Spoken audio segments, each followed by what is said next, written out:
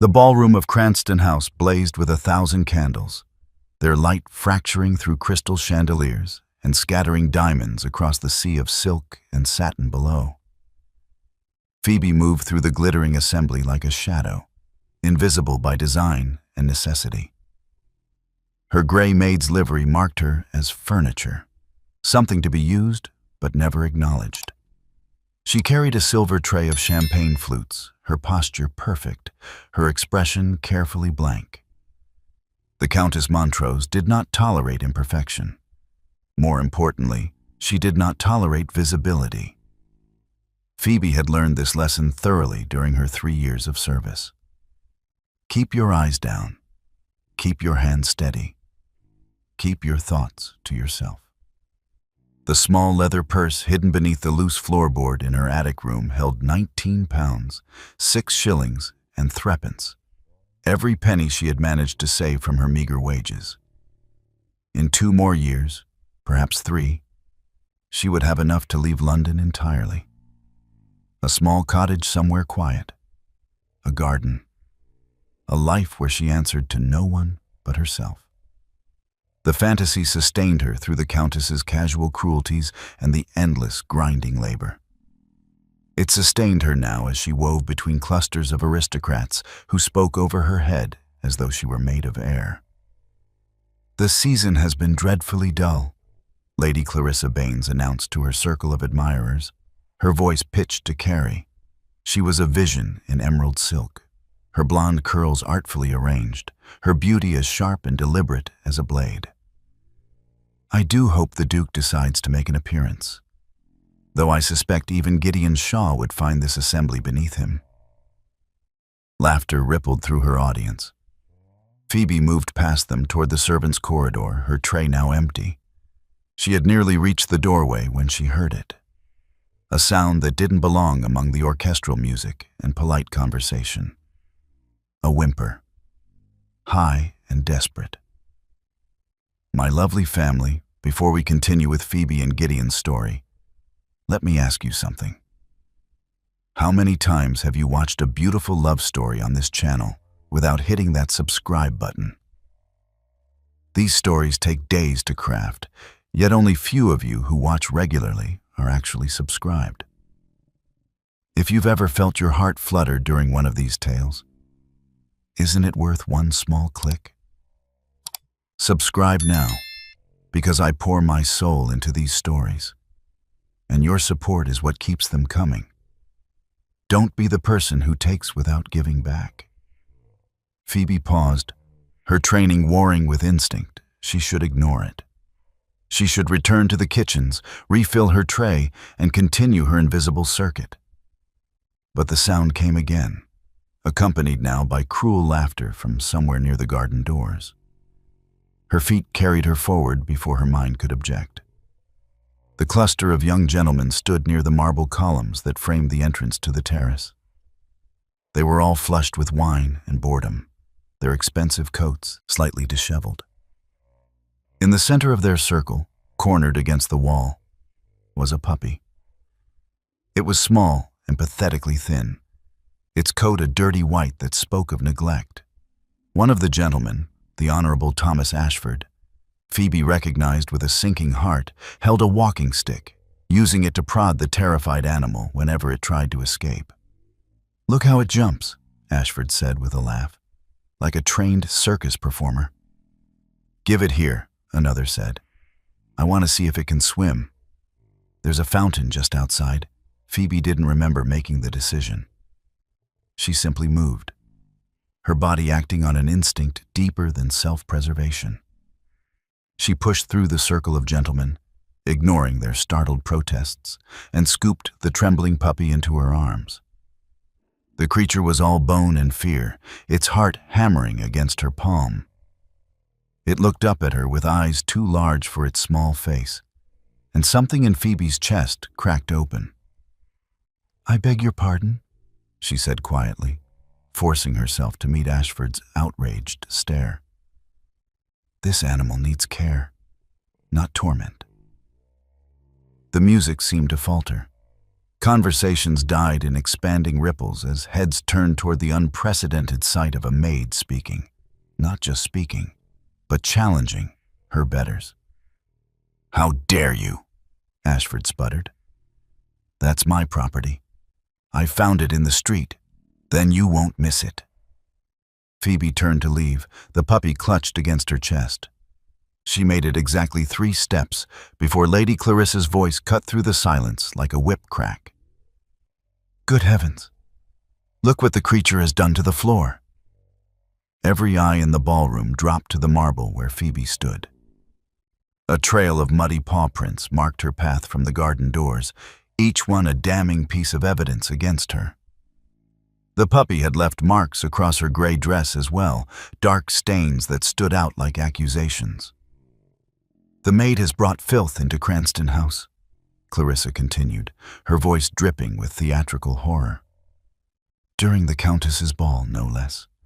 I have never witnessed such appalling presumption." The crowd parted, revealing the Countess Montrose herself.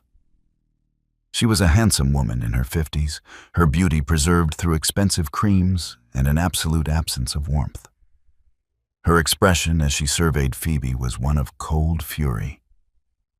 "You dare," the Countess said softly.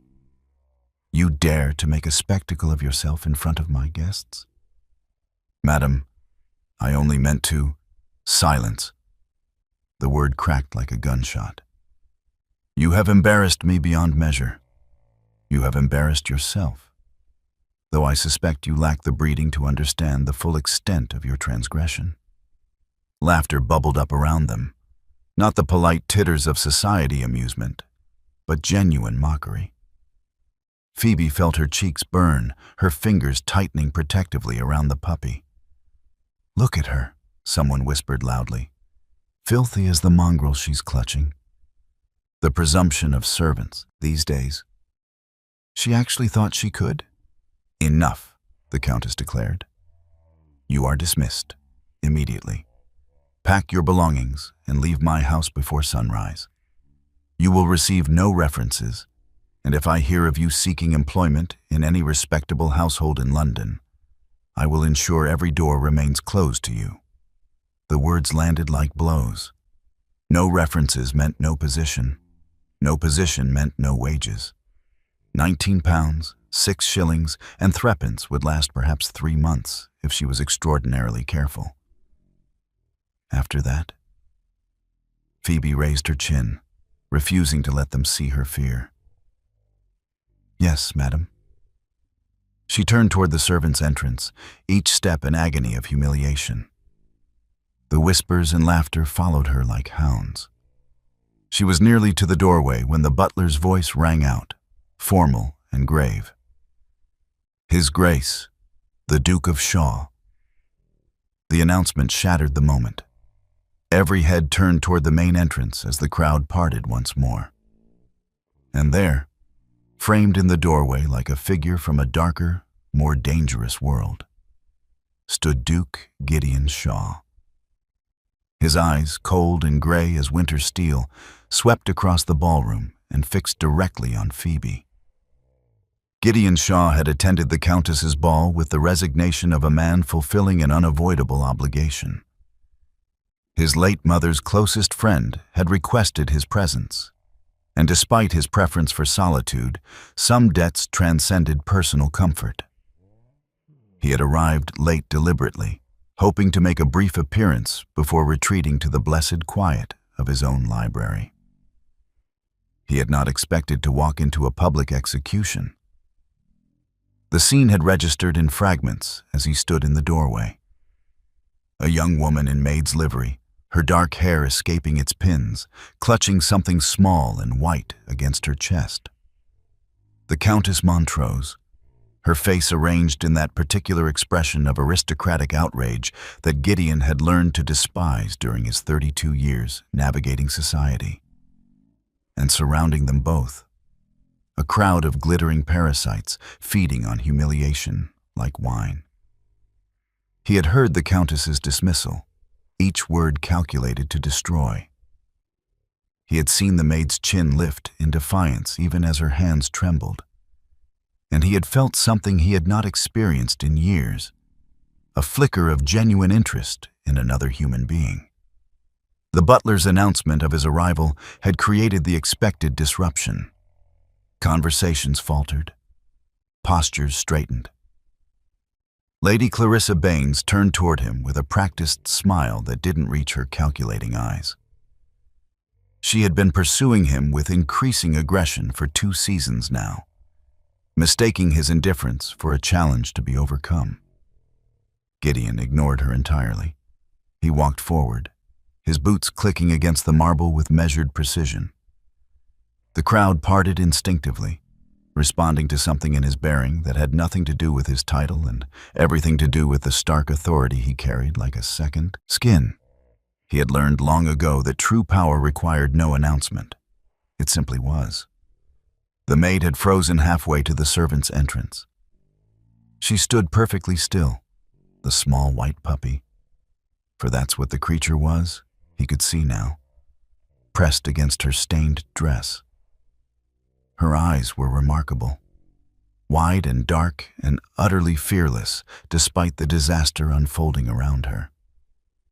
"Your Grace," the Countess said, recovering quickly and sweeping into a curtsy. "What an unexpected pleasure. I apologize for the unseemly disturbance. A servant who has forgotten her place, nothing more. The matter is being handled." Gideon stopped directly in front of the maid. She was tall for a woman, which meant she didn't have to crane her neck quite as much as most people did to meet his eyes. Up close, he could see the rapid pulse at her throat, the white-knuckled grip she maintained on the puppy. But her gaze remained steady. "Your name," he said quietly. She blinked. "I beg your pardon, Your Grace?" "Your name," he repeated, his tone unchanged. "What are you called?" "Phoebe, Your Grace. Phoebe Hartley." The surrounding whispers intensified. The Duke of Shaw did not speak to servants. He barely spoke to anyone. His reputation for cold reserve was legendary, a wall of ice that had frozen out every attempt at intimacy or manipulation for over a decade. Gideon studied her for another moment, cataloging details. The intelligent eyes, the careful posture that spoke of pride despite her circumstances, the way she held the injured animal as though its life mattered more than her own future. He had spent years learning to read people, to identify the charlatans and opportunists who populated his world. This woman was neither. She was something far more dangerous and infinitely more rare. She was genuine. "Miss Hartley," he said, loud enough for the entire ballroom to hear, "would you do me the honor of allowing me to examine the animal you have rescued?" The question landed like a stone in still water. Confusion rippled outward. The Countess made a small, strangled sound. Phoebe hesitated, then carefully shifted the puppy so Gideon could see it properly. The creature was in poor condition, malnourished, filthy, with what appeared to be an injured front paw. Its coat was white beneath the grime, its eyes wide with terror. "The gentlemen were entertaining themselves," Phoebe said carefully, "at the animal's expense." Gideon's gaze shifted briefly to Thomas Ashford, who had gone pale. The young fool actually took a step backward, as though distance might protect him from the Duke's attention. "I see," Gideon said. He looked back at Phoebe. "And you intervened despite knowing the consequences?" It wasn't a question, but she answered anyway. "Yes, Your Grace. Because you believed it was right. Because it was necessary." The distinction pleased him more than it should have. He extended his hand toward her, not to take the puppy, but to her directly, palm up. An invitation, not a command. The ballroom seemed to hold its collective breath. Phoebe stared at his outstretched hand as though it were a serpent. He could see her mind working, weighing possibilities and dangers. She understood the significance of the gesture, even if she couldn't comprehend his motivation. If she took his hand, everything would change. "Miss Hartley," he said quietly, for her ears alone, "you have two choices. You can leave this house tonight with nothing but your courage and a starving puppy, or you can trust that I recognize value when I see it." Something flickered in her eyes, hope, perhaps, or simply the desperate calculation of someone with no good options. She shifted the puppy to one arm and placed her free hand in his. Her palm was rough with work, her fingers cold. Gideon closed his hand around hers and turned to face the assembly. The room had gone so quiet he could hear the candles guttering in their sconces. "The Countess has graciously released Miss Hartley from her current position," he announced, his voice carrying effortlessly across the space. "I am therefore pleased to offer her employment as head housekeeper of Heathmoor, my estate in Derbyshire. She will assume her duties immediately." The explosion of whispers was instantaneous. The Countess's face had gone white, then red. Lady Clarissa looked as though she had been slapped. But no one dared speak. No one dared question. Because Gideon Shaw, Duke of Shaw, had made his position clear in the only way society understood: through public, irrevocable action. He felt Phoebe's hand tremble in his grasp. When he looked down at her, he saw shock and disbelief warring with something that might have been gratitude.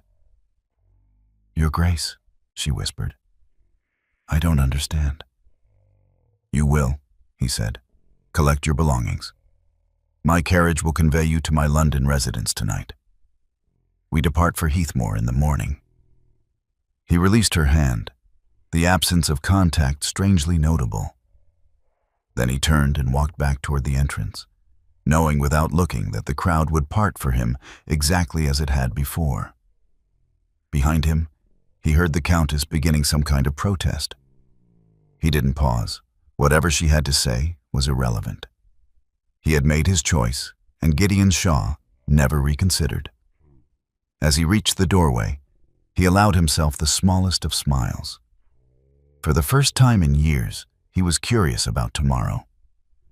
The Duke's London residence was nothing like Phoebe had imagined. She had expected grandeur, certainly, gilt and marble, and ostentatious displays of wealth. Instead, Shaw House was austere to the point of severity. Dark wood paneling, minimal ornamentation, furniture chosen for function rather than fashion. It was the home of a man who had no interest in impressing anyone. She had spent the night in a guest room that was larger than the entire attic she had shared with two other maids at the Countess's house. The bed was almost aggressively comfortable, the linens crisp and clean. The puppy, she had taken to calling him Ghost for his pale coat and silent movements, had slept curled against her side, his small body finally warm and fed, thanks to the kitchen staff's surprising kindness. Sleep had been impossible. Every time Phoebe closed her eyes, she saw the Duke's outstretched hand, felt the shocking warmth of his palm against hers. The entire evening had the quality of a fever dream. Surely she would wake to find herself still in the Countess's attic, the ball and the rescue and the impossible intervention nothing more than wishful fantasy. But morning had come, gray and real, and a maid had arrived with breakfast and the message that His Grace requested her presence in his study at 10 o'clock precisely. Now Phoebe stood outside the heavy oak door, Ghost tucked securely in the crook of her arm, trying to calm the frantic beating of her heart. She wore the same gray dress from last night, brushed clean as best she could manage. It was her only dress apart from her nightgown. Everything she owned fit into a single canvas bag. She knocked. "Enter?" The study was exactly what she should have expected. Floor-to-ceiling bookshelves, a massive desk of dark walnut, windows that looked out onto a small, immaculately maintained garden.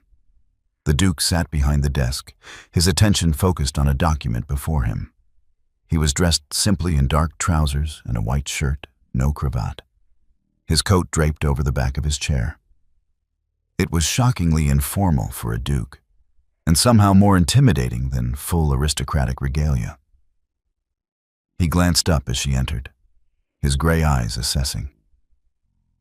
"Miss Hartley, please sit." Phoebe lowered herself into the chair across from him, acutely aware of how out of place she must look. Ghost shifted in her arms, and the Duke's gaze dropped to the puppy. "How is the animal?" "Better, Your Grace. The cook gave me some meat scraps and warm milk. His paw is injured, but I don't believe it's broken." "Good." He set down his pen with precise care. "We should discuss the terms of your employment." Of course. This was a business arrangement, nothing more. The romantic notion that had flickered to life in some foolish corner of Phoebe's mind died a quiet death. The Duke hadn't rescued her out of sentiment. He had seen an opportunity, perhaps. A capable servant in need of a position. "Yes, Your Grace." "Heathmore has been without proper management for 3 years," he said, his tone businesslike. "My previous housekeeper retired, and I have been unable to find a suitable replacement. The estate is remote. The nearest village is 4 miles distant, the nearest town of any significance nearly 15. The house itself is in need of significant repair. The staff is small, and I suspect has grown lax in the absence of firm leadership." He paused, studying her. "I require someone capable of restoring order and efficiency, someone who can manage accounts, oversee repairs, and command respect from the existing staff. In short, Miss Hartley, I require someone competent and unafraid of hard work." "I am both those things, Your Grace." "I know." There was something in the way he said it, a certainty that suggested he had already catalogued her qualities and found them sufficient. "However, I must be absolutely clear about the nature of this arrangement. You will be my head housekeeper. You will be well compensated, £50 per annum, plus room, board, and a clothing allowance appropriate to your position. You will have complete authority over the household staff and domestic operations." £50. Phoebe's breath caught. It was more than double what she had earned as a maid. It was a fortune. "That is extraordinarily generous, Your Grace. It is fair compensation for the work I expect." He leaned back in his chair, his expression unchanged. "But you must understand what this position is and what it is not. You will be my employee, Miss Hartley.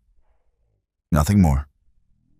There will be no expectations of a personal nature, no romantic entanglement, no social elevation beyond what the role of housekeeper naturally provides." The bluntness of it stung more than Phoebe wanted to admit. She forced herself to meet his eyes. "I would never presume. I am not accusing you of presumption. I am establishing boundaries." His voice remained level, almost clinical. "Last night's intervention has likely generated considerable gossip. There will be speculation about my motives and your character. I want you to understand that I am offering you employment, not salvation, not courtship. The relationship between us will be strictly professional." "I understand perfectly, Your Grace." "Do you?" He tilted his head slightly, and for the first time she saw something other than cold assessment in his expression. Curiosity, perhaps. "I am not a romantic figure from a novel, Miss Hartley. I am a man who values order, efficiency, and solitude. I spend the majority of my time at Heathmore specifically because it is remote and I am left alone. I have no interest in marriage, no desire for companionship, and no patience for emotional complications." The words should have been reassuring. Instead, they settled over Phoebe like a shroud. She had known, of course, that the Duke's intervention was not personal. Men like him did not fall in love with maids, no matter what foolish novels suggested. But hearing it stated so baldly, with such absolute finality, drove the lesson home. "Then we are well matched, Your Grace," she said quietly. "I have no interest in romance either. I want security, independence, a position where my work is valued and compensated fairly. That is all." Something flickered in his eyes. Approval, she thought. Excellent. Then we understand each other. He pulled a document from his desk drawer and slid it across to her. "This is a contract detailing the terms of your employment. Read it carefully. If you find the conditions acceptable, sign at the bottom. We leave for Heathmore tomorrow morning at 8. Phoebe took the document. Scanning the neat script, it was all there, exactly as he had described. Duties, compensation, terms of dismissal. Everything reduced to ink and paper, clean and uncomplicated. She signed. Gideon took the contract back, countersigned it with swift efficiency, and handed her a copy. "Welcome to Heathmore, Miss Hartley." "Thank you, Your Grace." She stood, ghost warm against her chest. "One more thing." He rose as well, his height forcing her to look up. "The puppy. You intend to keep it?" "If it's permitted, Your Grace. I'll ensure he doesn't interfere with my duties." The Duke studied Ghost for a long moment, his expression unreadable. Then, unexpectedly, he reached out and scratched the puppy behind one torn ear. Ghost's tail gave a tentative wag. "See that you do," Gideon said. He withdrew his hand and returned his attention to his papers. "That will be all, Miss Hartley." Phoebe left the study, contract in hand, heart carefully armored. She had her security, her independence, a generous salary, and a position of authority. It was everything she had wanted. She told herself it was enough. The journey to Heathmore took 2 days, and with each mile that passed, London's noise and crowds fell away like shed skin. Phoebe traveled in the Duke's second carriage. He had ridden ahead on horseback shortly after dawn on the first day, with Ghost curled contentedly on the seat beside her, and a landscape that grew progressively wilder outside the window. The cities gave way to towns, the towns to villages, the villages to nothing but rolling moorland and distant peaks. The sky seemed larger here, pressing down with a weight that was both oppressive and oddly liberating. There were no people to judge, no society to navigate. Just earth and stone and the occasional farmhouse huddled against the wind. By the second afternoon, when the carriage finally turned onto a narrow, rutted drive, Phoebe understood why the Duke had chosen this place for his self-imposed exile. Heathmore wasn't just remote. It was defiantly isolated, as though the estate had turned its back on the world and dared it to follow. The house emerged from the landscape like something from a Gothic tale. It was built of gray stone that matched the surrounding moors, sprawling and asymmetrical, clearly the product of several centuries of additions and modifications. One wing showed obvious signs of neglect, windows dark, ivy creeping unchecked across the walls. The grounds that should have been gardens were overgrown. The drive pitted with holes that made the carriage lurch and sway. It was, Phoebe thought with a surge of unexpected excitement, an absolute disaster. And it was hers to fix. The carriage rolled to a stop before the main entrance, where a small assembly of servants had gathered. Phoebe counted. Quickly, 2 footmen, a butler who looked nearly as old as the house itself, 3 maids of varying ages, and a cook whose stained apron suggested she had been pulled directly from her kitchen. 8 people to manage an estate this size. No wonder it had fallen into disrepair. The Duke stood slightly apart from the group, still in his riding clothes, his expression as remote as the landscape. He didn't move to help her from the carriage. One of the footmen performed that service. But his eyes tracked her descent, cataloging her reaction to her new home. Phoebe stepped down, Ghost secure in her arms, and surveyed the assembled staff. They stared back with expressions ranging from curiosity to suspicion. She was younger than they had expected. She could see that calculation happening. Younger and common-born, and entirely too associated with the Duke for comfort. "Miss Hartley," the butler said, his voice reedy with age. "Welcome to Heathmoor. I am Brennan. I have served His Grace's family for 43 years. There was challenge in the statement, a claim of territory and authority. Phoebe met his gaze steadily. "Mr. Brennan, I look forward to working with you. His Grace has spoken of the loyalty of Heathmoor's staff." The Duke had said no such thing, but the lie served its purpose.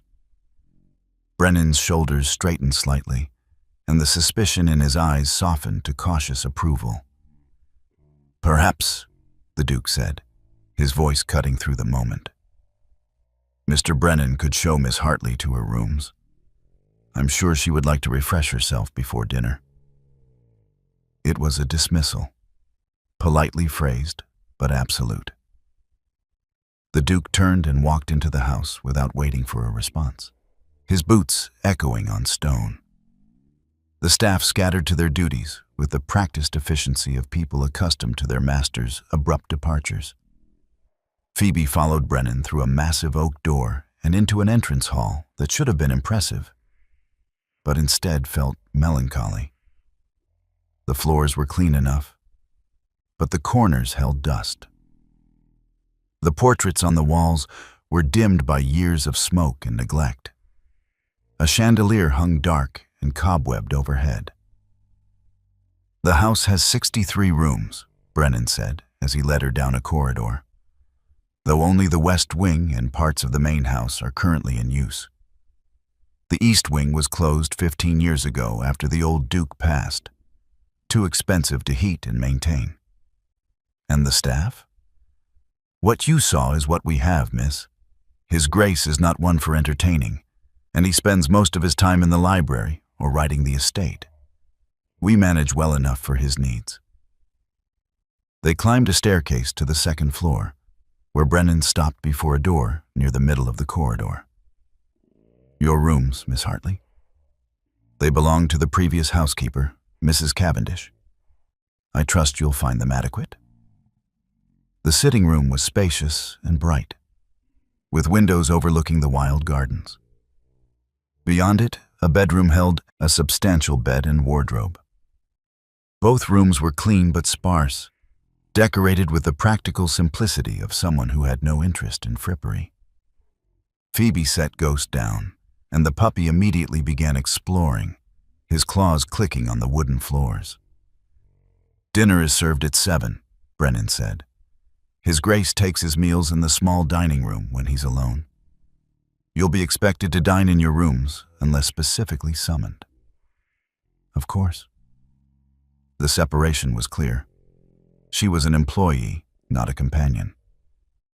"Mr. Brennan, I'd like to begin reviewing the household accounts tomorrow morning, and I'll need a complete tour of the estate, every room, every outbuilding. I want to understand exactly what we're working with." Something that might have been respect flickered in the old butler's eyes. "I'll make the arrangements, miss." After he left, Phoebe moved to the window and looked out over the estate. The moors stretched endlessly, brown and gray under a sky threatening rain. Somewhere in that wilderness, she knew the Duke was probably riding, putting distance between himself and human contact. The challenge before her was immense. The house needed not just cleaning, but restoration. The staff needed leadership and probably expansion. The accounts would likely be a shambles. It would take months, perhaps years, to bring Heathmoor back to proper order. Ghost padded over and sat on her foot, looking up with trusting eyes. "Well," Phoebe said quietly, reaching down to scratch his ears. We wanted independence. We wanted work that mattered. It appears we've gotten both. That night, she dined alone in her sitting room on surprisingly good food delivered by one of the maids. Through the window, she could see a single light burning in what Brennan had identified as the Duke's library. He was there now, she knew, alone with his books and his carefully maintained isolation. She thought of his words in the study. No expectations of romance, no social elevation. A strictly professional relationship. Phoebe looked around her rooms, earned through her own courage and capability. She had a contract, a generous salary, and authority over an entire household. For the first time in her life, she was more than a pair of hands to be used. She was valued, trusted. It should have been enough.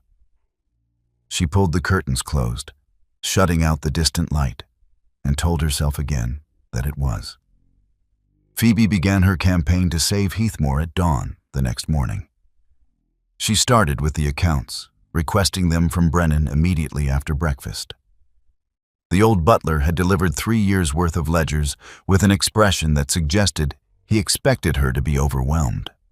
Instead, Phoebe had spent the entire day cross-referencing expenditures against inventory, identifying waste and inconsistency with the methodical precision of someone who had learned to stretch every farthing. By evening, she had a list of 17 areas requiring immediate attention and a preliminary budget for repairs. The staff had watched her initial efforts with barely concealed skepticism.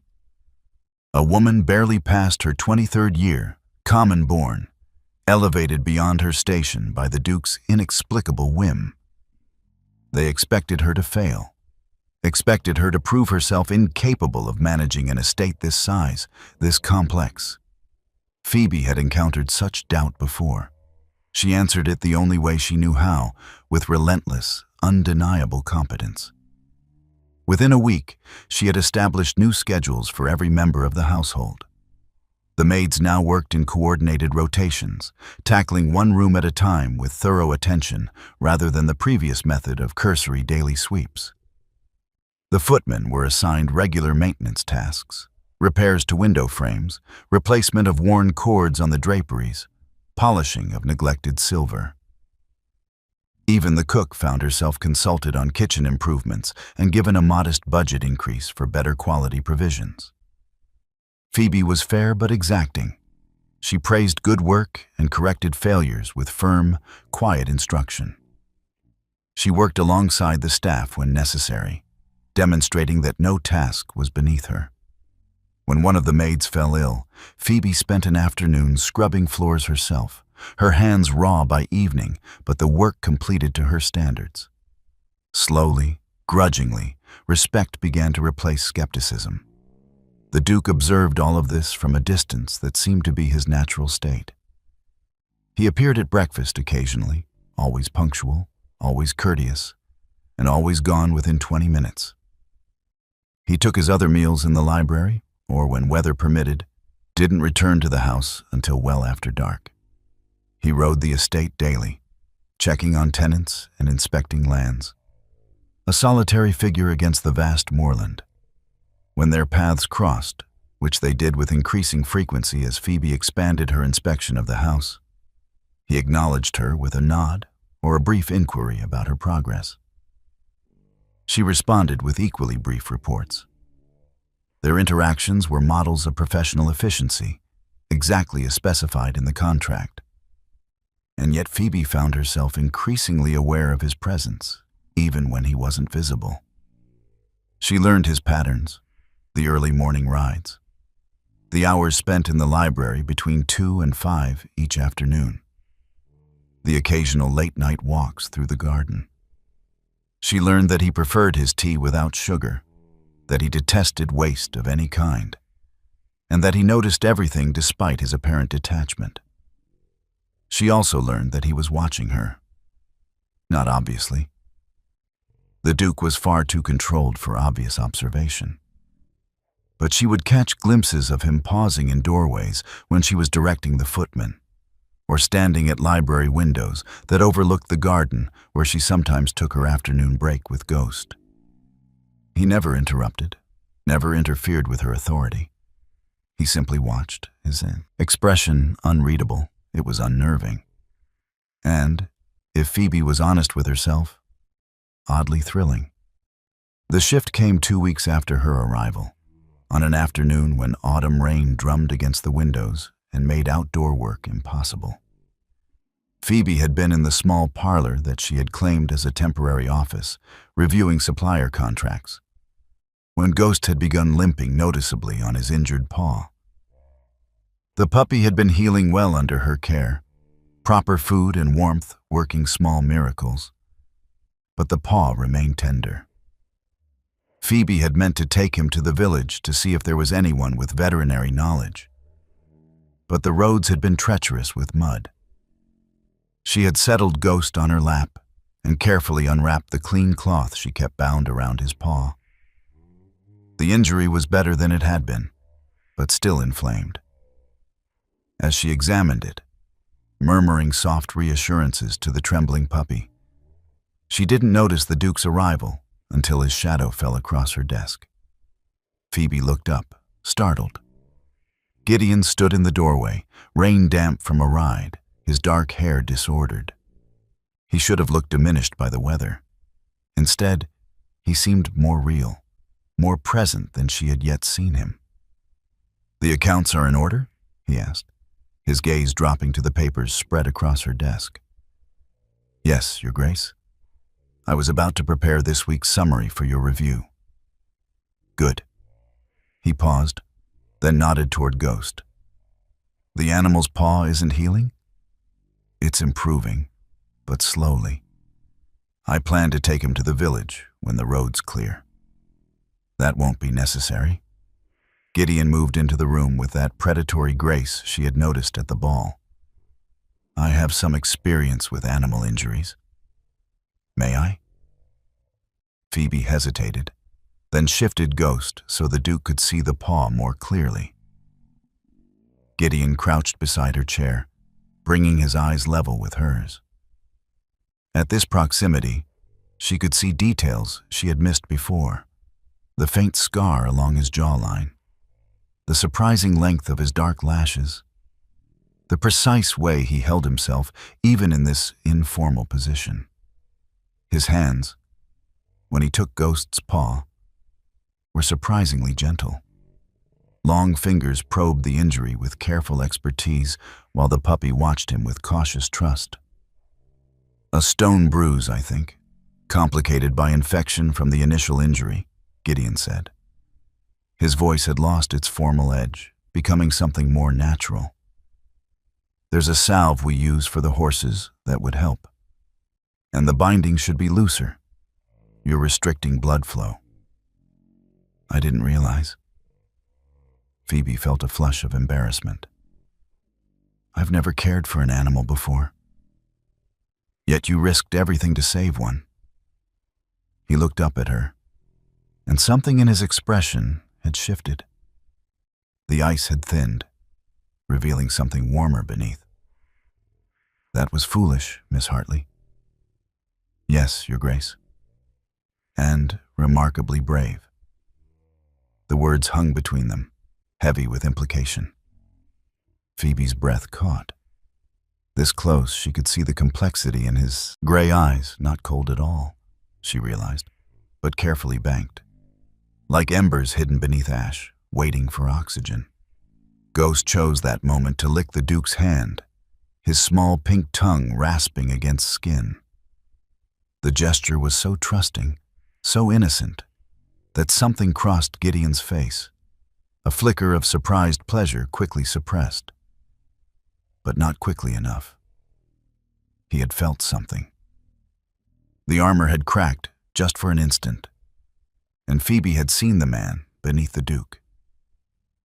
Gideon stood abruptly, putting distance between them. "I'll have Brennan bring the salve. Apply it twice daily and rebind the paw loosely. He should be running within a week." "Thank you, Your Grace." He nodded once, already retreating toward the door. But he paused at the threshold, his back to her. "You've done excellent work with the household, Miss Hartley. The improvements are notable." Then he was gone, his footsteps fading down the corridor. Phoebe sat very still, ghost warm in her lap, her heart beating faster than it should. She told herself it meant nothing, a moment of kindness toward an injured animal, professional acknowledgement of competent work. But her fingers trembled slightly as she gathered the scattered papers, and when she looked out the window toward the distant moors, she wondered what other cracks might exist in the Duke's carefully constructed walls. The library had become Phoebe's unexpected sanctuary. It had started practically enough.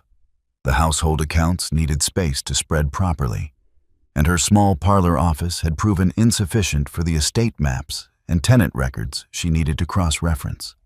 Brennan had suggested the library's large work table, assuring her that His Grace rarely used it, preferring the desk by the window. Phoebe had arrived that first evening with her arms full of ledgers, half expecting to find the room empty. Instead, the Duke had been at his customary desk, reading by lamplight.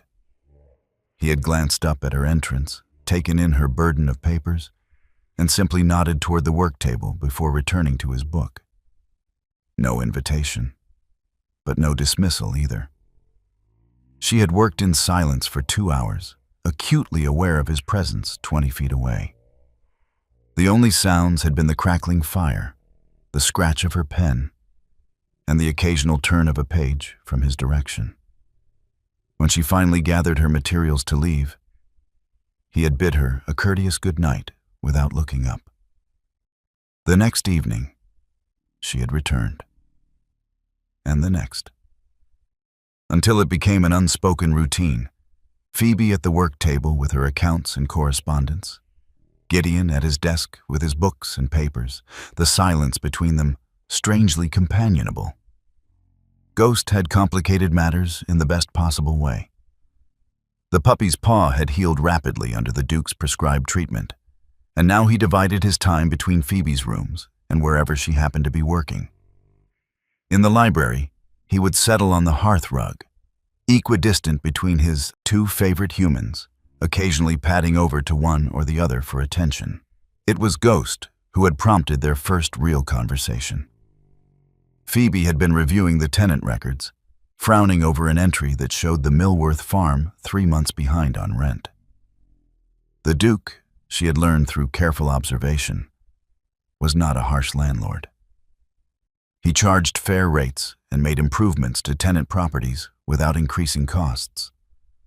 But 3 months suggested genuine hardship, and the notes offered no explanation.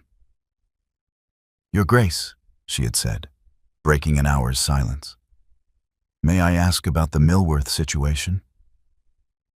Gideon had looked up from his book, his reading glasses catching the lamplight. She had not known he wore glasses. The discovery had felt oddly intimate. "What about it?" "They're significantly behind on rent, but there's no notation about eviction proceedings or payment plans. I wanted to understand your preference before I addressed it." He had removed the glasses, folding them with precise care. James Millworth's wife died in childbirth last spring. He has 4 children under the age of 10 and is managing the farm alone. I've granted him a temporary reduction in rent until he can hire help. "I see. Should I note that formally in the records?" "Please." He had paused, studying her. "You disapprove?" "Not at all, Your Grace. I think it's remarkably compassionate. I simply want to ensure I'm managing the accounts in alignment with your policies." Something had shifted in his expression, surprise perhaps, that she had called him compassionate rather than soft or financially imprudent. "The estate's purpose is not merely to generate income, Miss Hartley. The tenants are people, not resources to be extracted. Their welfare is part of my responsibility." Then perhaps, Phoebe had said carefully, we should review all the tenant situations together. I've noticed several that might benefit from similar consideration, but I lack the context you possess. That had been the beginning. Now, 3 weeks into her tenure at Heathmoor, their evenings had developed a new rhythm. They still worked in companionable silence, but increasingly that silence was broken by consultation. Gideon would ask her opinion on a tenant's request for building materials. She would inquire about the history of a particular farm or family. He possessed intimate knowledge of the land and its people. She brought fresh perspective and practical problem-solving. They made, Phoebe had to admit, an effective team. Tonight, rain hammered against the library windows while wind howled across the moors. Phoebe had finished her immediate work and found herself simply sitting, watching the fire. Ghost's head heavy on her foot, she should have returned to her rooms. The hour was late, and propriety suggested she not linger in the Duke's private space. But the library was warm, and her rooms felt lonely in comparison. "You're thinking loudly," Gideon said, without looking up from his book. Phoebe startled. "I beg your pardon?" "You have an expression when you're puzzling through something. Your left eyebrow draws down slightly, and you tap your thumb against whatever you're holding." He turned a page. "Currently, your teacup, which is empty." She looked down at the cup in her hands, at her thumb tapping an unconscious rhythm against the porcelain. Heat crept up her neck. He had been observing her that closely? "I was thinking about the East Wing," she said, deciding honesty was safer than deflection. "Mr. Brennan mentioned it's been closed for 15 years. I was calculating what it might cost to restore it versus the ongoing expense of heating and maintaining the rooms we're using." "And your conclusion?" "That I don't have enough information. I'd need to inspect the wing to assess the damage, but Mr. Brennan seemed reluctant to provide access." Gideon set his book aside, giving her his full attention. In the firelight, his features were softer than usual, the harsh lines of his face gentled by shadow. "The East Wing contains my parents' rooms and my childhood quarters. Brennan is protective of those spaces. He served my father with great devotion. I didn't mean to intrude on private grief, Your Grace. It's been 15 years, Miss Hartley. Hardly fresh grief." His voice was dry, but something beneath it suggested the calculation wasn't quite so simple. "However, your practical point is valid. We're heating 17 rooms to maintain a household of 9 people. It's inefficient. But not everything is about efficiency." He tilted his head, studying her. "You surprise me. I would have thought you, of all people, would prioritize practicality." "Practicality has its place. But so does sentiment. If those rooms hold meaning for you or for Brennan, the cost of maintaining them might be worthwhile regardless of efficiency." Gideon rose from his desk and moved to the fire, standing close enough that she could see the play of light and shadow across his face. Ghost immediately went to him, tail wagging, and the Duke bent to scratch the puppy's ears with absent affection. "You're very perceptive," he said quietly. "It's an uncomfortable quality in an employee. Would you prefer me to be less observant?" "I'm not sure what I prefer." He straightened, his gaze meeting hers with an intensity that made her breath catch. "You've been here nearly a month, Miss Hartley. You've transformed the household, earned the staff's loyalty, and proven yourself far more capable than I had any right to expect. You've also developed the disconcerting habit of reading me better than most people who've known me for years." "Is that a criticism, Your Grace?" "It's an observation." His lips quirked in what might have been the ghost of a smile. "You're permitted observations as well." It was an opening, slight but definite. Phoebe chose her words carefully. "Then I observe that you've created a life of deliberate isolation, Your Grace.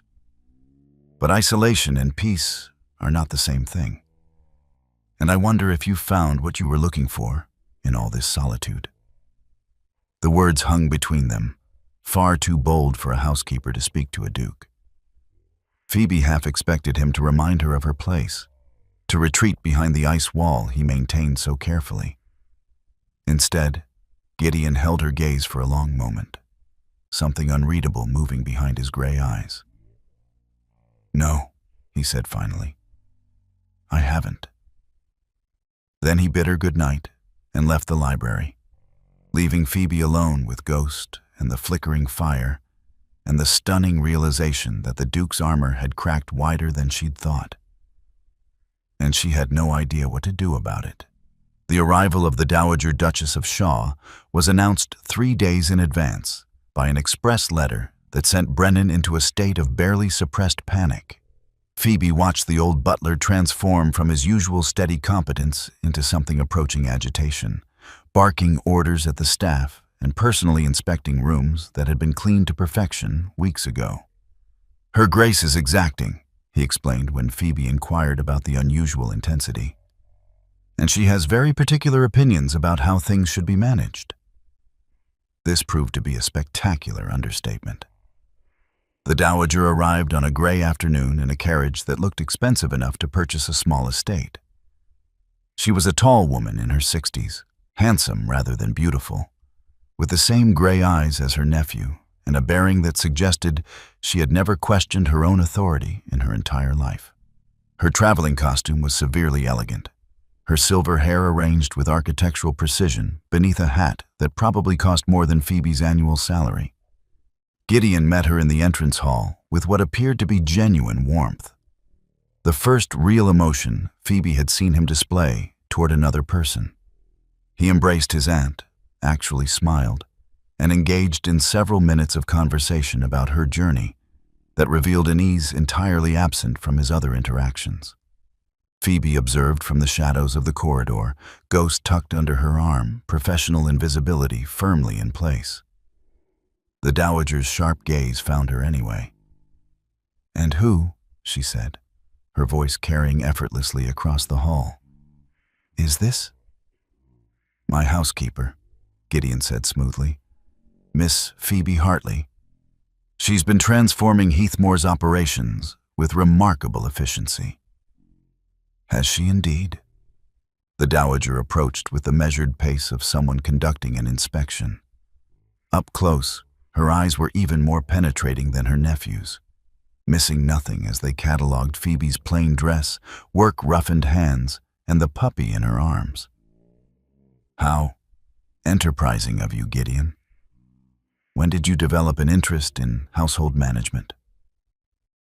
"When I discovered someone capable of actually managing it." Gideon's tone remained pleasant, but Phoebe detected steel beneath the courtesy. "Miss Hartley has proven invaluable." "I'm sure she has." The Dowager's gaze returned to Phoebe. "Tell me, Miss Hartley, what precisely are your qualifications for such a significant position? You seem rather young for a role of this scope." It was a test, obviously. Phoebe met the older woman's eyes steadily. "I served 3 years in the household of the Countess Montrose, Your Grace, where I learned the operations of a substantial London residence. I have a facility with accounts and organization, and I believe strongly that good management requires both competence and fairness." "The Countess Montrose." The Dowager's eyebrow rose fractionally. "I know Henrietta. She wouldn't part with a competent servant willingly. How did you come to leave her employ?" The question was a trap, elegantly baited. Any answer would either impugn the Countess or reveal Phoebe's own disgrace. "I intervened in a situation involving animal cruelty at one of her ladyship's events," Phoebe said carefully. "The Countess felt my actions reflected poorly on her household. His Grace was kind enough to see the matter differently and offer me a position here. How romantic, the Dowager said dryly. A rescue. How unlike you, Gideon. I thought you had forsworn such theatrical gestures. I offered employment, Aunt Catherine, not a proposal of marriage. Miss Hartley's capabilities speak for themselves. The household accounts are available if you'd like to review them. Oh, I shall. Along with a great many other things. The Dowager swept past them toward the drawing room, clearly expecting to be followed. Have tea sent in, Miss Hartley, and do join us. I find I have questions about Heathmoor's management that you're uniquely positioned to answer. It was a command, not an invitation. Gideon caught Phoebe's eye and gave a small, almost imperceptible shrug that might have been apology or warning.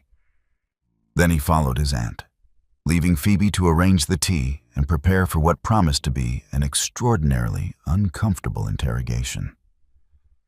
The tea service became an inquisition conducted with surgical precision and impeccable manners. The Dowager asked pointed questions about Phoebe's background, her education, her family, her aspirations. Each inquiry was phrased politely, but designed to expose limitations and presumptions. Where had she learned accounting?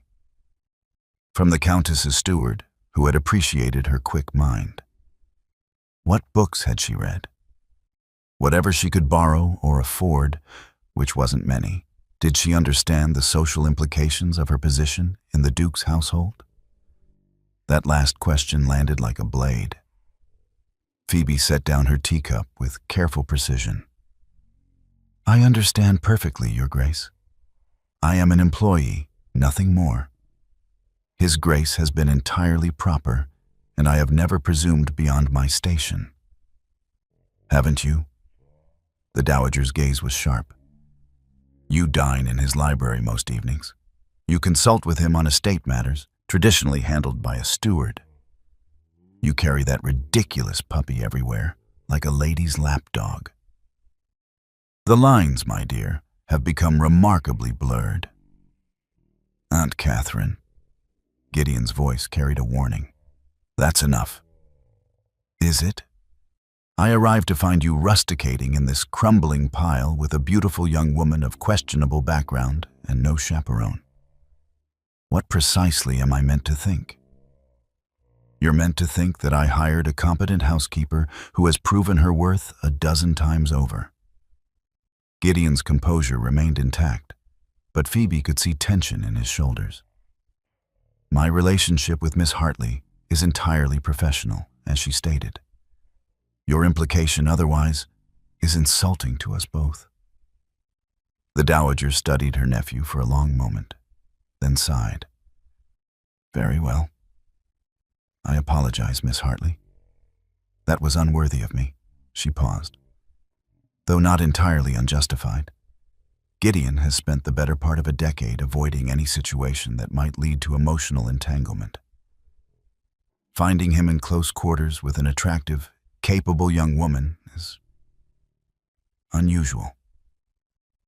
There is no entanglement, Gideon said flatly. Emotional or otherwise. Something flickered in the Dowager's expression, sympathy perhaps, or sadness. She set down her teacup and looked at Phoebe directly.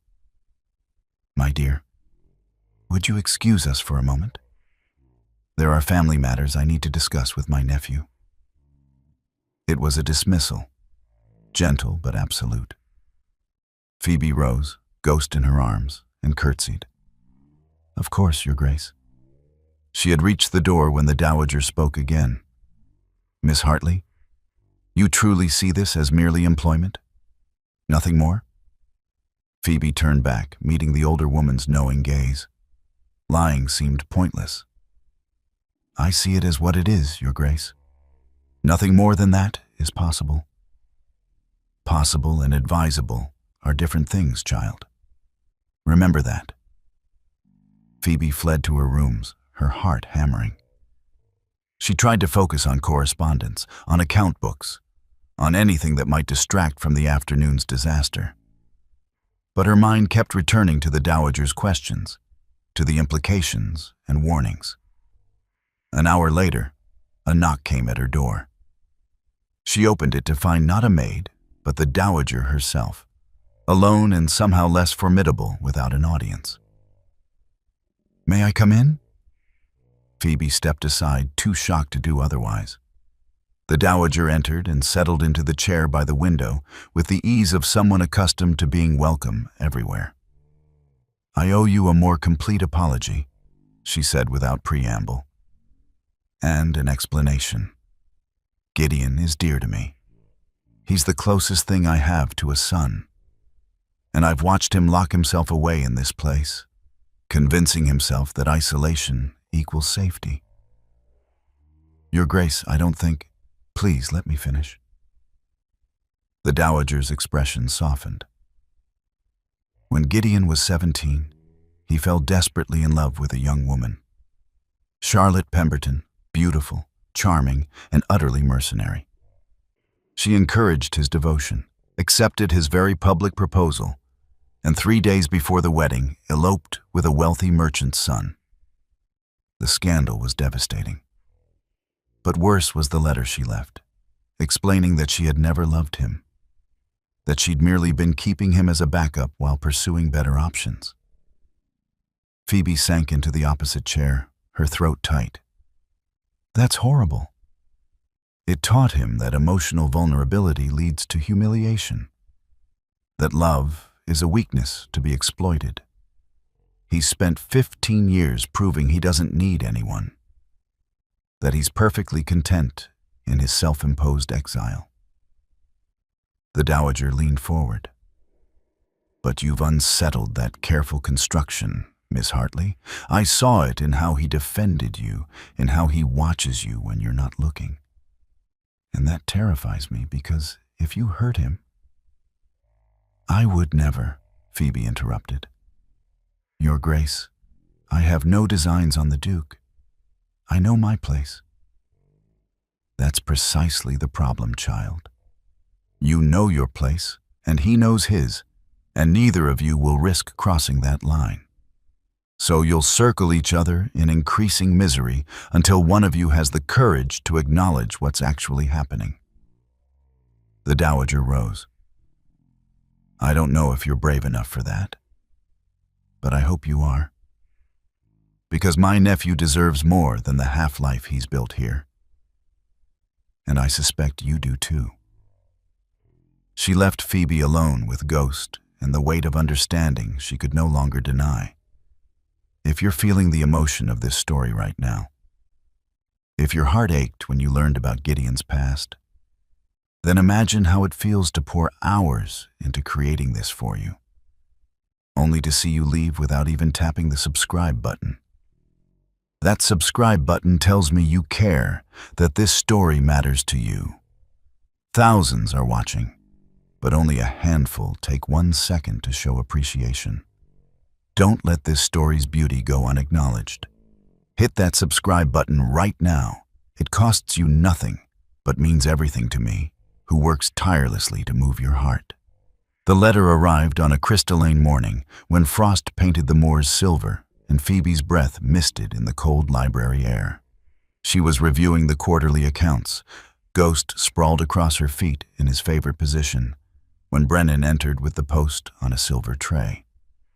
"For His Grace," the butler said, his tone suggesting something unpleasant. "From Lady Clarissa Baines. She announces her intention to visit Heathmore. She'll arrive tomorrow." Phoebe's pen stilled against the ledger. Through the window she could see Gideon riding across the estate, a dark figure against the pale landscape. He had been gone since dawn, inspecting the northern farms, and wouldn't return until afternoon. Tomorrow? She looked up at Brennan. That's rather short notice for a guest of her status. Lady Clarissa has never been overly concerned with convenience, Brennan said dryly. Shall I inform His Grace upon his return? Please. Phoebe returned her attention to the accounts, but the numbers blurred before her eyes. She remembered Lady Clarissa from the Countess's ball, the emerald silk, the sharp beauty, the mockery that had cut like glass. The woman who had led the ridicule while Phoebe stood covered in mud and shame. And now, she was coming here. Gideon's reaction that evening was even more telling than Phoebe had feared. He read the letter once, his expression darkening, then set it aside with barely controlled irritation. "She has no business inviting herself to Heathmoor," he said. "We're barely acquainted, and I've given her no encouragement whatsoever." "She's a lady of quality seeking hospitality," Phoebe offered carefully. "You can hardly refuse without causing offense." "I could. I have before." He paced to the library window, staring out at the gathering dusk. "Lady Clarissa has been pursuing a proposal for 2 seasons. She views my disinterest as a challenge to be overcome through persistence and strategy. Perhaps she's simply paying a social call." "Phoebe." He turned, using her Christian name for the first time, the intimacy of it stopping her breath. "She was at the Countess's ball. She led the mockery against you. Her arrival now, after weeks of silence, is not coincidence. It's calculation." The use of her name hung between them, impossible to ignore. Phoebe stood, needing distance, needing to think. "Then we'll manage it professionally, Your Grace. She's a guest. I'm your housekeeper. The situation is perfectly clear."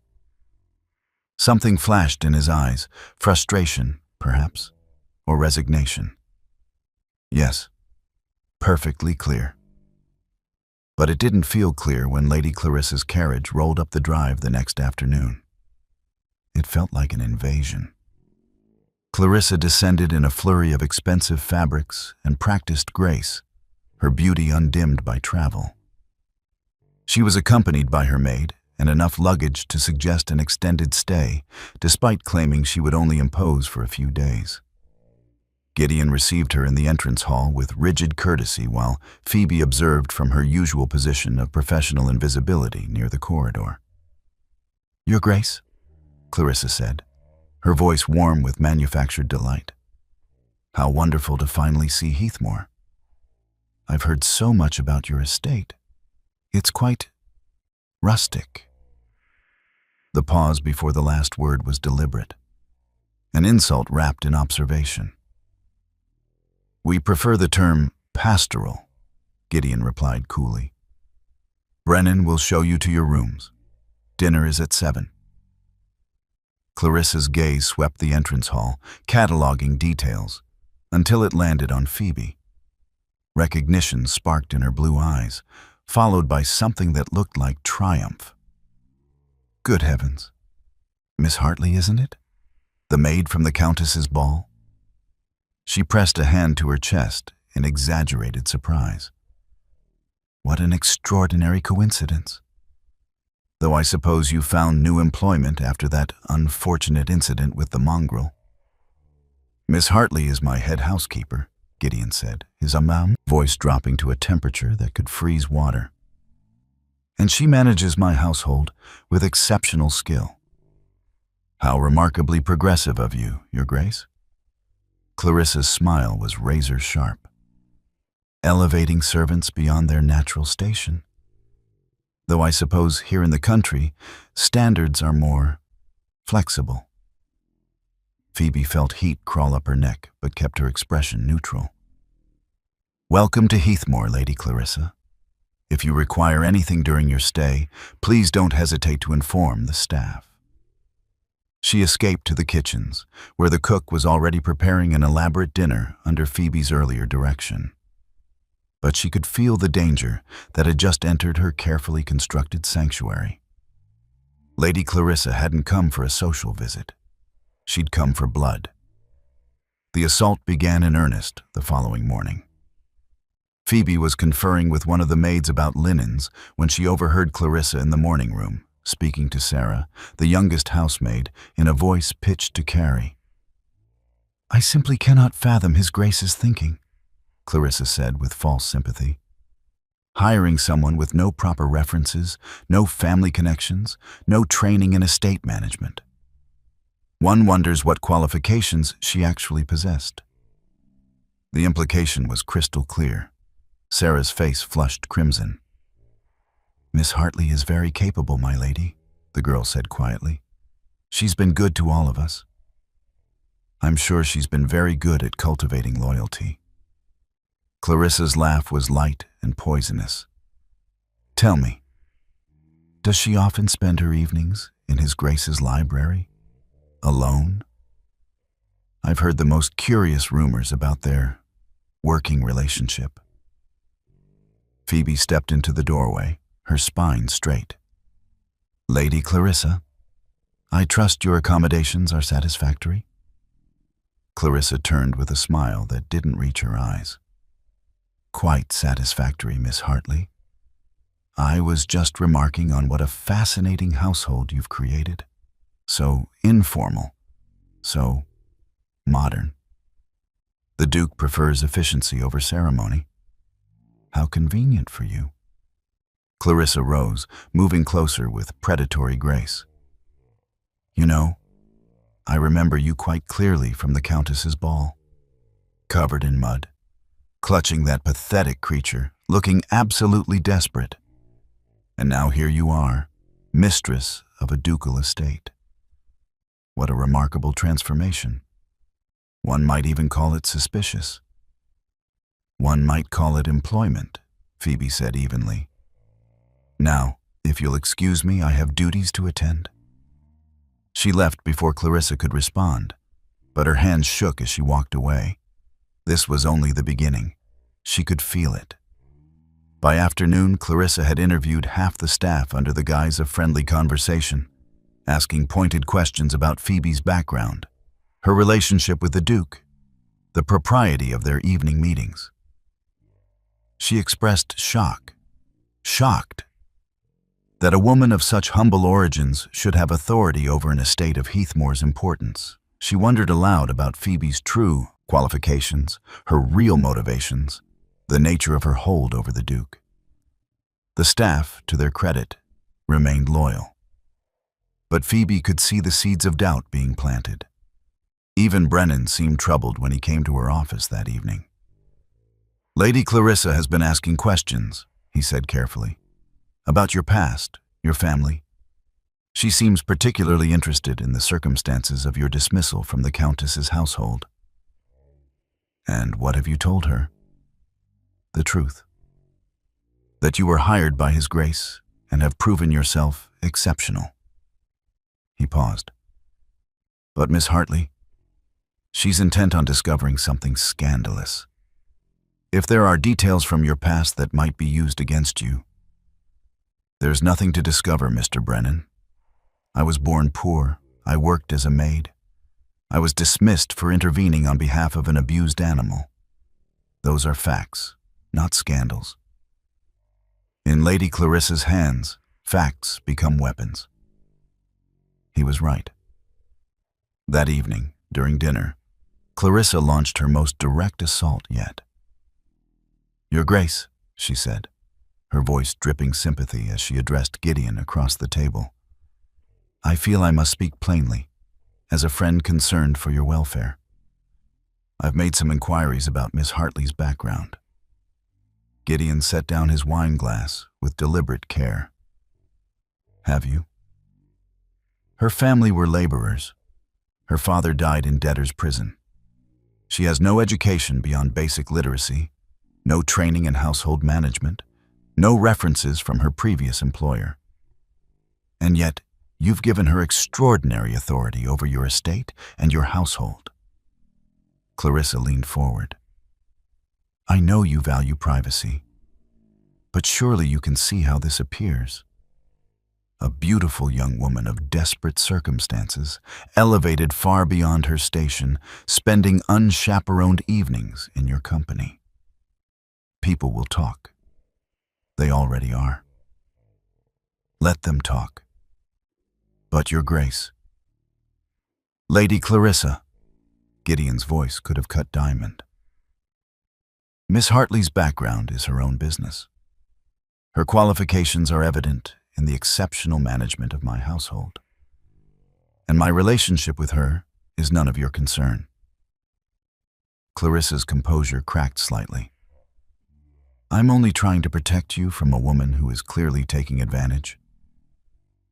You're trying to manipulate me into dismissing someone who has proven herself invaluable. It won't work." He stood. "I believe you mentioned departing tomorrow. I'll have the carriage prepared at first light." The dismissal was absolute. Clarissa's face went white, then red. "You're choosing her over me? A nobody? A servant?" "I'm choosing competence and integrity over malice and manipulation."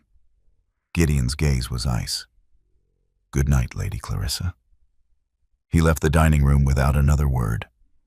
Clarissa turned her fury on Phoebe. "This isn't over," she hissed. "I will ruin you. I will ensure every household in England knows what you are, a scheming opportunist who seduced her way into a position she has no right to hold." Phoebe met her gaze steadily.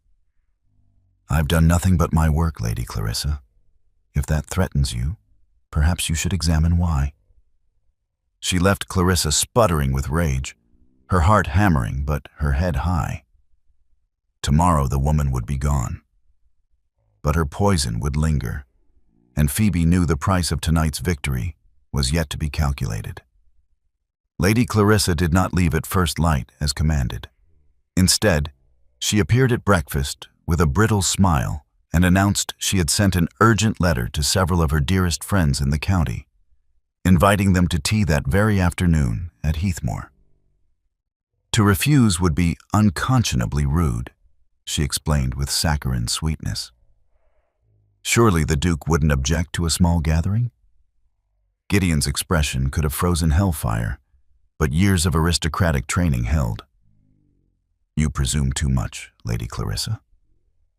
"I presume friendship, Your Grace, and concern. Surely you want your neighbors to see how well Heathmoor is being managed under such unusual circumstances." It was a trap elegantly sprung. Refuse, and he appeared to be hiding something shameful. Accept, and Clarissa would have an audience for whatever destruction she had planned. Phoebe, standing in the doorway with the morning's post, saw the calculation in Gideon's eyes. He was weighing options, searching for an escape that wouldn't create a larger scandal. "Of course, Lady Clarissa," Phoebe said smoothly, drawing both their attention. "We'd be delighted to host your friends. I'll have tea prepared for 2:30 in the drawing room. Will 6 guests be sufficient, or should I prepare for more?" Clarissa's smile sharpened. 6 will be perfect." "How efficiently you manage things, Miss Hartley. One would almost think you were born to it." "One would be mistaken," Phoebe replied evenly. "I was born to work, Lady Clarissa. I simply learned to do it well." She left before the conversation could escalate, her mind already racing through preparations. 6 county ladies arriving for tea meant gossip would spread like wildfire through the entire region. Whatever happened this afternoon would define her position at Heathmoor, and quite possibly destroy it. The staff sensed the coming storm. As Phoebe moved through the house organizing preparations, she found them watching her with expressions ranging from concern to fierce loyalty. It was Sarah who spoke first, cornering Phoebe in the linen closet. "We know what she's doing, miss," the young maid said, her hands twisting in her apron. "Lady Clarissa's been talking to everyone, trying to make you seem improper. But we won't let her. We won't." "Sarah, I appreciate your loyalty, but you must be careful. Speaking against a lady of her status is exactly what you did for that puppy," interrupted Mrs. Dawes, the cook, appearing in the doorway with her substantial frame blocking escape. "You risked everything for what was right. You think we don't see that? You think we don't know what kind of housekeeper you are compared to what we've had before? She treats us like people," Sarah added passionately. "Not furniture, not servants, people. Brennan materialized behind the cook, his aged face set with determination. Miss Hartley, I have served this family for 43 years. I have seen 3 housekeepers manage Heathmore. You are the finest of them all, and I will say so to anyone who asks, including Lady Clarissa's guests. Phoebe felt her throat tighten dangerously. Mr. Brennan, you could lose your position. I'm 71 years old, miss. What exactly do I have to fear? His eyes softened. You gave me back my purpose when you arrived. Let me return the favor. By afternoon, the drawing room gleamed with fresh polish and careful arrangement. The silver tea service, which Phoebe had discovered tarnished in a cupboard and spent a week restoring, reflected the pale winter sunlight. Fresh flowers from the greenhouse, coaxed into bloom through careful tending, adorned the tables. Every detail was perfect, a testament to the household's capabilities under Phoebe's management. The guests arrived precisely at 2:30. 6 county ladies of varying ages, all wealthy, all influential, all clearly curious about the scandalous situation they'd been promised. Clarissa greeted them with the air of a hostess in her own home, making introductions and settling everyone before Phoebe could even enter the room. And this, Clarissa announced as Phoebe appeared with the first tray, is Miss Hartley, the Duke's housekeeper. The pause was deliberate, loaded with insinuation. The lady's eyes tracked Phoebe with the avid interest of spectators at a public execution. Good afternoon, Phoebe said calmly, setting down the tea service. Welcome to Heathmore. I hope you'll find everything satisfactory. I'm sure we will, said Lady Morton, a formidable woman in her 60s. Lady Clarissa has been telling us the most fascinating story about your appointment. Quite irregular, from what we understand. His Grace hired me based on competence rather than connections, Phoebe replied. I consider that a credit to his judgment, not an irregularity. But surely you must admit, another lady interjected, that a woman of your background managing an estate of this magnitude is highly unusual. One wonders how you acquired such specialized knowledge. Through work, Lady Pemberton. Years of it. Clarissa leaned forward, her voice honey-sweet and venomous. Ladies, I think we should be direct. We're all women of the world. We understand how attractive young women sometimes use their natural advantages to secure positions beyond their qualifications. I'm sure Miss Hartley is very grateful to His Grace for his extraordinary generosity. Aren't you, my dear? The implication hung in the air like poison gas. The ladies exchanged knowing glances, scandal confirmed in their minds. Phoebe felt her cheeks burn, but held Clarissa's gaze steadily. I'm grateful for employment that allows me to use my abilities fully, she said. If that's what you're asking. Oh, I think we all know what abilities. That's quite enough, Lady Clarissa. Every head turned to find Gideon standing in the doorway, his presence filling the room with sudden tension. He was dressed formally, his expression carved from granite, but his eyes blazed with controlled fury. Your Grace, Clarissa rose smoothly. We were just having a friendly conversation. You were publicly maligning my housekeeper with thinly veiled accusations. Gideon moved into the room, and the ladies unconsciously leaned back in their chairs. I won't tolerate it. Brennan appeared behind the Duke, his aged voice carrying with surprising strength. If I may interject, Your Grace, these ladies have been misinformed about Miss Hartley's qualifications and character. I would like to set the record straight. Please do, Brennan. The old butler straightened to his full height. I have served the Shaw family since before His Grace was born. I have known privilege and poverty, competence and incompetence. Miss Hartley is the most capable manager this household has seen in my lifetime. She has restored order, improved efficiency, and treated every member of this staff with dignity and fairness. If anyone questions her character or her position, they question my judgment and my honor. Mrs. Dawes had materialized in the doorway, still wearing her apron. And mine, Your Grace. That girl works harder than 3 people. She's earned every penny of her salary and every bit of respect she's given. Sarah appeared next to the cook, trembling but determined. She's kind, Your Grace. She's fair. And she saved a puppy, even though she knew it would cost her everything. That's the kind of person Miss Hartley is. One by one, the entire household staff gathered in the drawing room and corridor. Footmen, maids, even the stable boy, standing in silent solidarity behind their housekeeper. It was unprecedented. Servants simply didn't involve themselves in aristocratic disputes.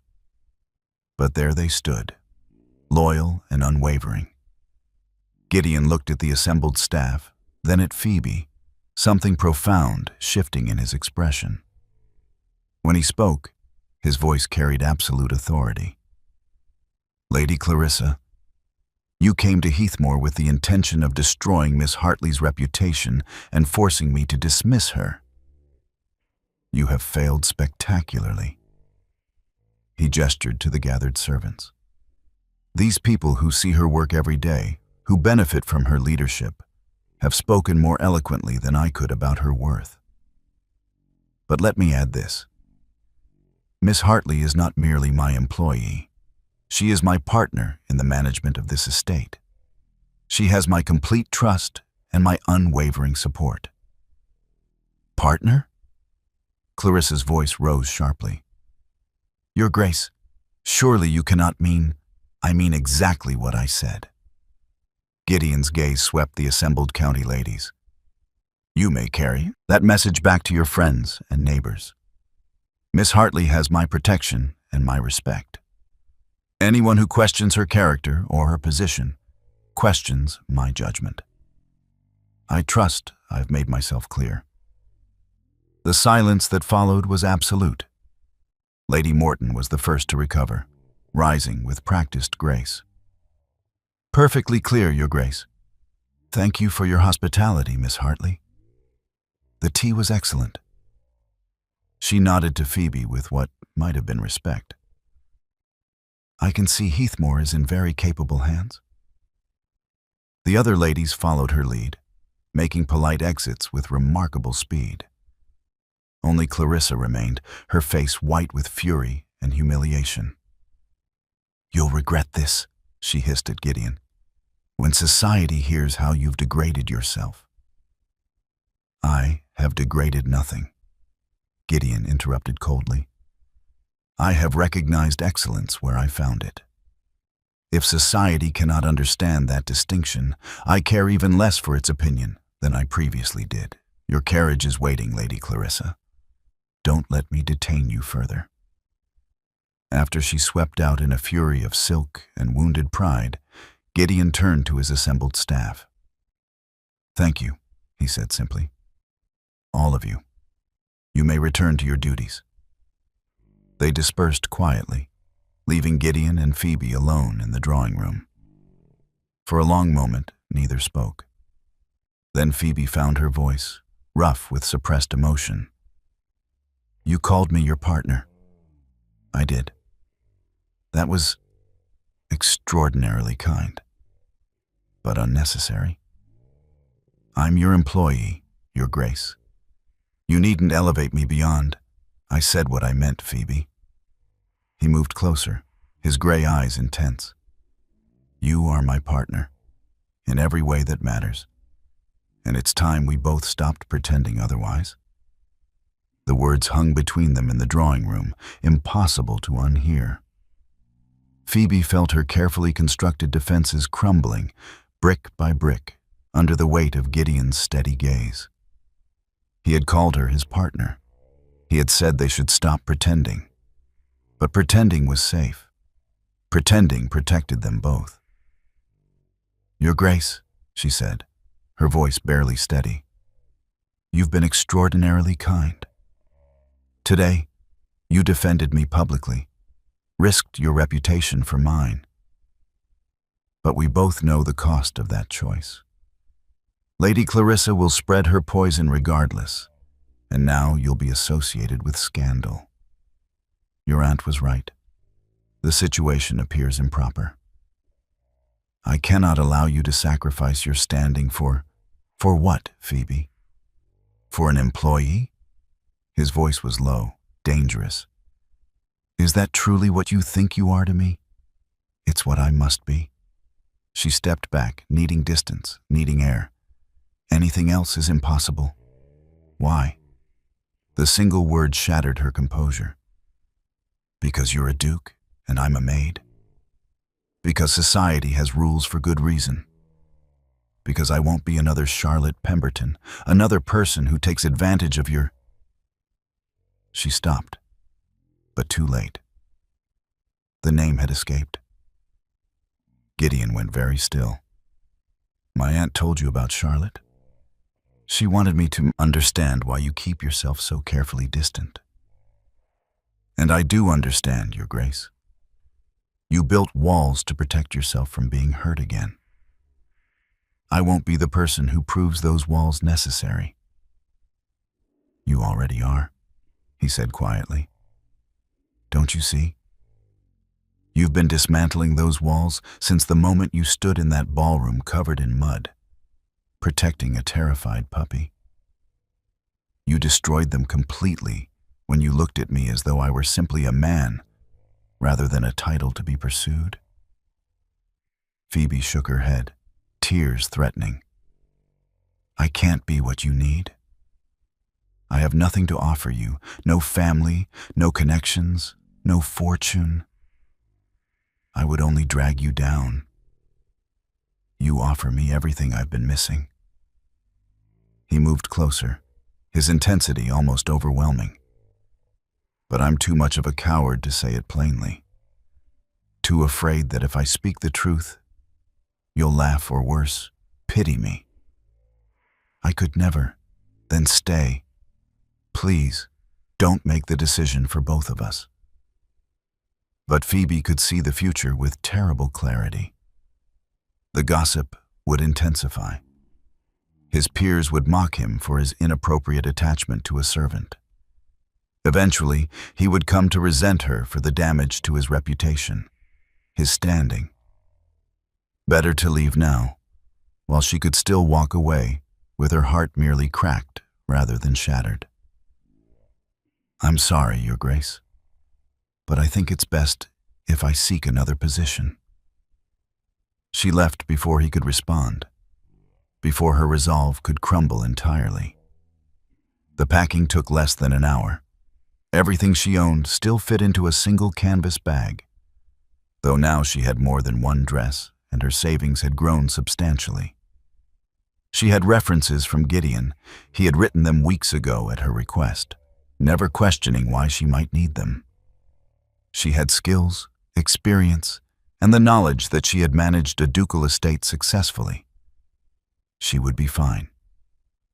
She would find another position, somewhere far from Derbyshire.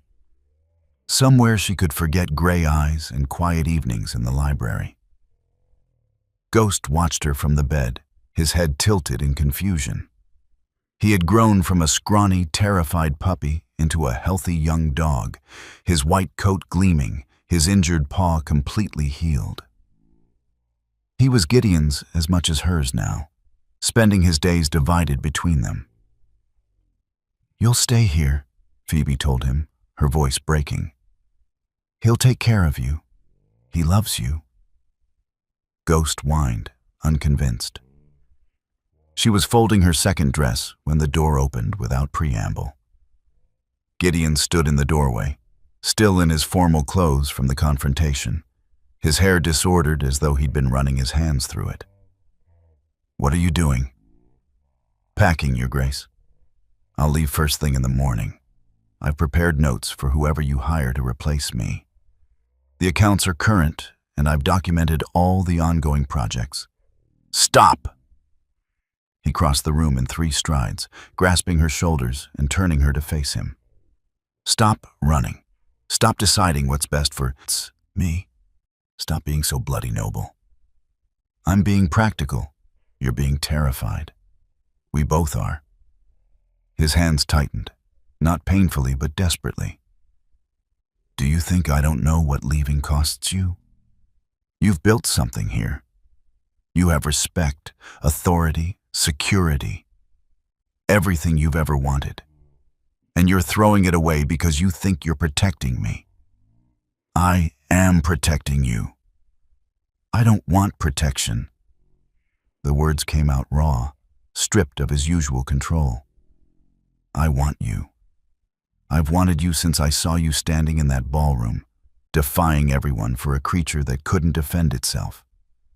I've wanted you through every quiet evening in the library, every consultation about the tenants, every moment you made this mausoleum feel like a home rather than a prison. Phoebe stared at him, her heart hammering. You can't mean that. I mean every word. He released her shoulders but didn't step back. When Charlotte betrayed me, I decided emotions were weaknesses to be eliminated. I built a life of perfect isolation, convincing myself I was content. And then you arrived with a half-dead puppy and proceeded to dismantle everything I'd constructed. You made me feel again. You made me care. And it terrifies me. Your Grace, Gideon. His voice softened.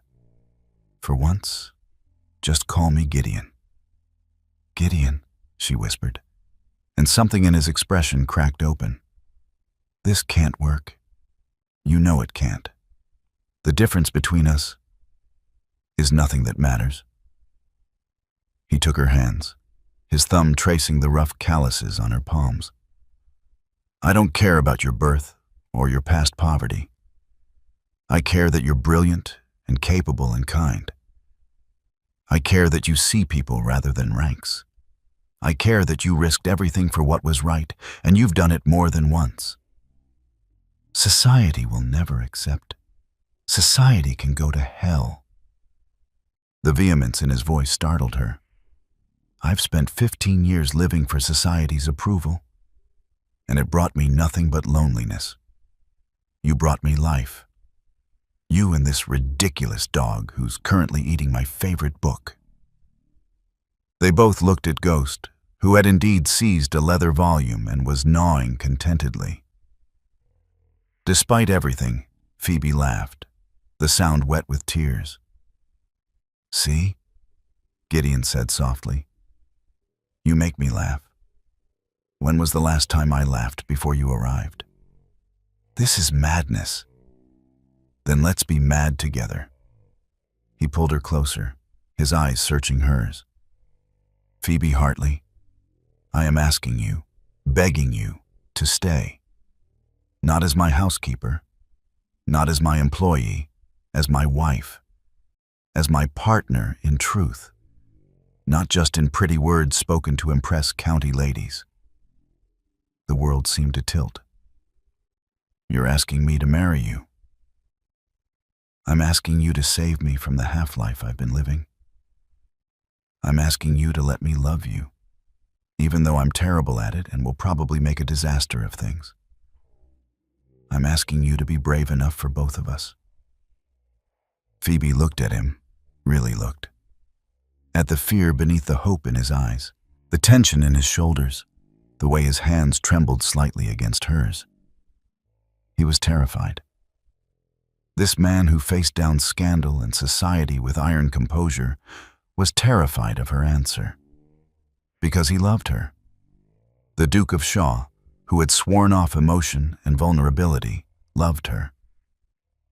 I'm a maid, she said, but her voice held wonder now rather than protest. I was mocked and dismissed and humiliated. I have nothing to bring to a marriage except myself. Yourself is everything. He raised her roughened hands to his lips, pressing a kiss to her knuckles. I don't want a society marriage built on contracts and convenience. I want a partnership built on respect and trust, and whatever this terrifying thing between us is. If you'll have me. If I haven't ruined it by being too much of a coward to speak sooner. Ghost abandoned the book and padded over, sitting on both their feet as though physically preventing separation.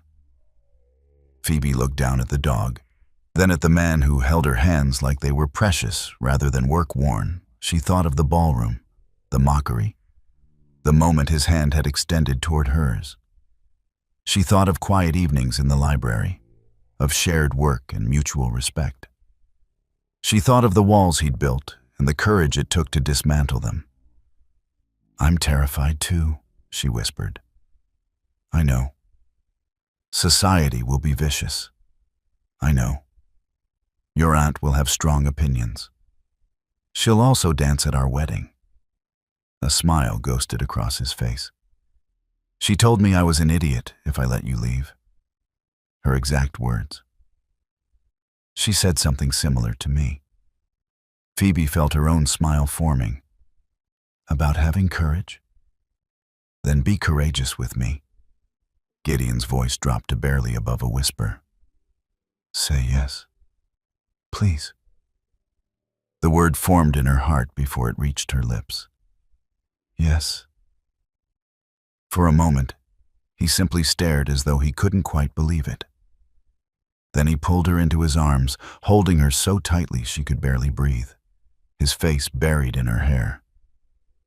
"Thank you," he said against her temple. "Thank you." Phoebe wrapped her arms around him, feeling the tension drain from his body as he held her. This man who never touched anyone, who maintained careful distance from the world, was clinging to her like she was oxygen itself. "I love you," she said, the words coming easier than she'd expected. "I've been trying not to, but I love you." He pulled back just enough to see her face, his gray eyes bright.